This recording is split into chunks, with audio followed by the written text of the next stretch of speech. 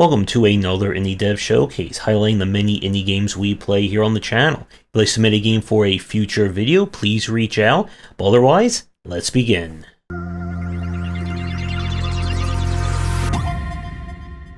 We're starting things off with Tunnet. Now this is a game that I picked up from my own collection. This is a short-form kind of logic networking building game. You play a robot in a facility deep underground, and it is your job to connect the central hub to the various bunkers and shelters all settled around. You'll need to dig out the tunnels, set up different devices, and just do some very basic, nothing out of the ordinary tech work for this mysterious organization.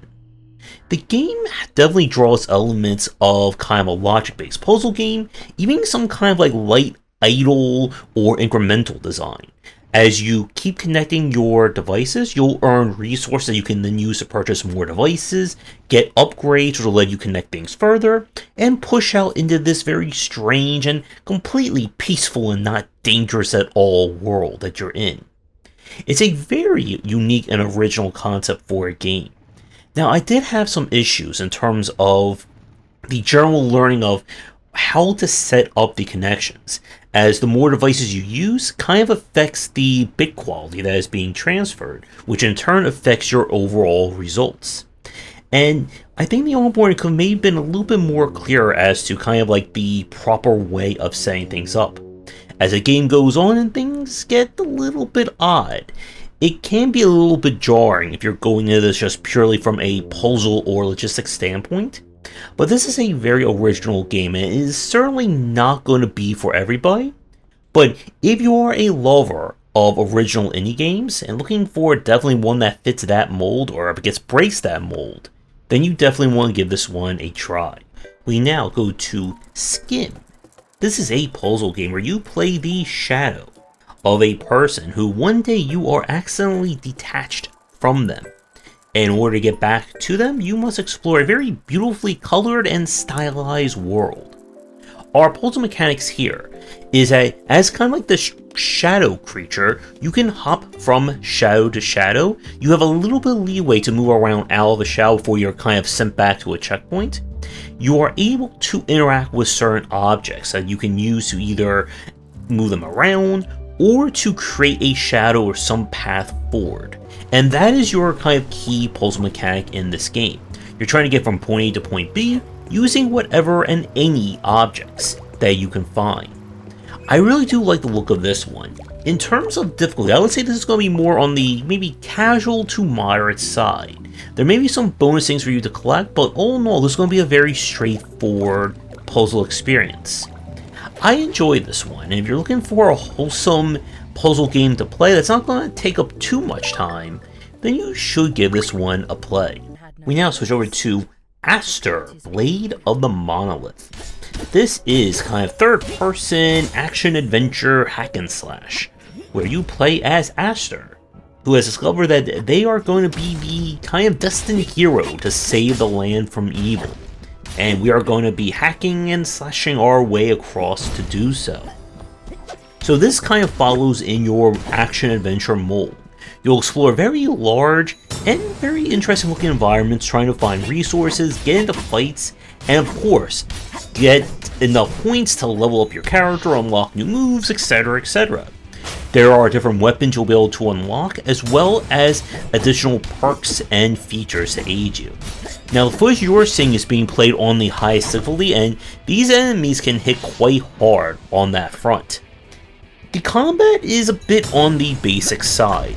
Your main thing is going to be being able to dodge, as well as kind of like block or counter enemy attacks. If you can learn the timing for the counter, these enemies will go down fairly quickly, but otherwise it can be a little bit on the spongy side. The world is of course going to be full of a lot of side areas to explore, resources to find, and all that. All in all, I would say that this is a solid action-adventure game.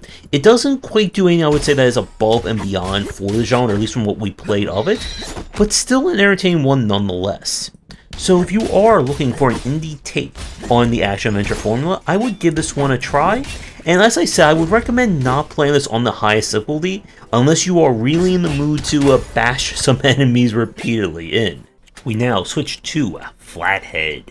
This is a short-form horror game where you are trapped in a very strange facility and you are forced to play a game of high and low. All you need to do is guess if the number is going to be higher or lower of the next pick. If you get it right, you earn points. And as you're doing this, something is approaching from behind, but you don't need to worry about that, I'm sure. It's just a friendly little person who wants to say hello. As you play, you'll need to earn enough points in order to move on to the next stage, as things get more and more dangerous. If you bank your points, you can basically save them in case you mess up, but you can also keep going in order to double or multiply them, which you may need to do. I love the art style in this one, going for a very kind of like creepy, like almost like photorealistic, but very off vibe to everything. Now, this is a short form design, so if you're hoping for, again, hours and hours of gameplay, you are probably not going to find that with this one. But this is still a very entertaining title, you're looking for a very number-filled and somewhat spooky time. And now we go to Tower of Masks. This is a dungeon crawler, where you are trapped in a tower and everyone wears strange masks. And you are going to fight your way one tile at a time to uncover its mysteries. The footage you're seeing is taken from the demo that we tried in 2024 and may not represent the current version of it. The kind of major unique aspect of Tower Mask is that this is a far more active kind of dungeon crawler compared to some of the other ones that we've played. Enemies are going to be attacking you as they move, and you're going to have to do your best to kind of swat them, get out of the way, and try to set up counterattacks. While it's not quite a Souls-like formula, it's still a very more active take than I think what we're used to with games like Legend of Grimrock and some of the other dungeon crawlers that are out there. You manage the durability of your gear while finding and equipping different masks that can aid you. Now, this is a dungeon crawler, so expect handmade levels, secrets, and of course scanning every wall for that one secret switch or lever or pulley to interact with. Now, the challenge here, of course, is that because combat is far more involved, it also makes things a bit more difficult. It's hard enough in a lot of dungeon crawlers to fight one enemy at a time, especially when you're given limited space, but when you have enemies who are far more reactive, it can get quite challenging. So this one is definitely for a dungeon crawler fan who's looking for a little bit more action to go with their dungeon crawling. And for the last game, we go really into some action with Devilated. This game was in early access for quite a while. It was released at the kind of midpoint of 2024. So what we have here is a combination of a boomer shooter with all the one-liners, blood, guts, gore, and metal, but with the added element of an RPG, with you acquiring different weapons, being able to get different rarities of guns, combine them, customize, and so on and so forth. It's a very interesting system, as Devilated is not a roguelike. These levels are of course handmade, and you are going to be killing lots and lots of things as you go through them. Now, playing this on the highest difficulties, of course, will really test your ability and your luck with getting good weapons. And it does kind of have that issue where the guns that aren't as meaty or as powerful just don't feel that good to use, but when you get that one really good weapon, or dual wield, then things get very fun.